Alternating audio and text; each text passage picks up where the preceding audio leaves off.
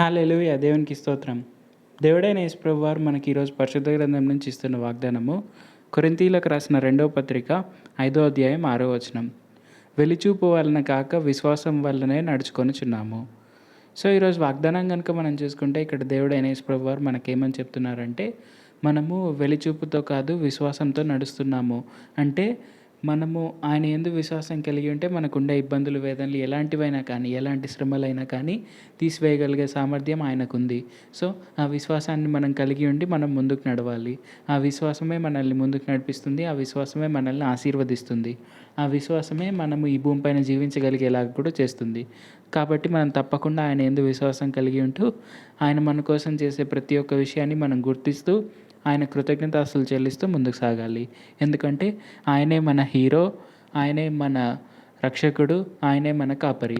ఈ విషయాన్ని మనం తప్పకుండా గుర్తుపెట్టుకోవాలి. ఎప్పుడు కూడా ఆయన యందు అపారమైన విశ్వాసం కలిగి ఉంటూ మనము విశ్వాసంతో ముందుకు నడవాలి. ప్రార్థన చేసుకుందాం. ప్రభువా, దేవా, సర్వాధికారి యేసయ్య, ఈరోజు మాకు ఇచ్చిన ఈ గొప్ప వాగ్దానాన్ని బట్టి మీకే వందనాలు తండ్రి. మేము ఎప్పుడు కూడా మీ యందు విశ్వాసం కలిగి ఉండి ముందుకు సాగేందుకు సాయం చేయండి. మాకు ఎటువంటి అపనమ్మకం లేకుండా మేము ఎలాంటి శ్రమలో ఉన్నా కానీ మీరు మమ్మల్ని రక్షిస్తారు అనే విశ్వాసం కలిగి ఉండి ముందుకు సాగేందుకు సాయం చేయండి. తప్పకుండా మా విశ్వాసం ఎప్పుడు నిలుస్తుంది అని మీరు మాకు తెలియపరిచినందుకు వందనాలు తండ్రి. యేసయ్య, మేము ఎప్పుడు కూడా మీ యందు విశ్వాసం కలిగి ఉండి మీ కృతజ్ఞతాస్తుతులు చెల్లిస్తూ ముందుకు సాగేందుకు సాయం చేయండి. నజరేయుడైన యేసు నామములో ప్రార్థిస్తున్నాం తండ్రి. ఆమేన్. Thank you Jesus. దేవుడు మిమ్మల్ని ఆశీర్వదించును గాక.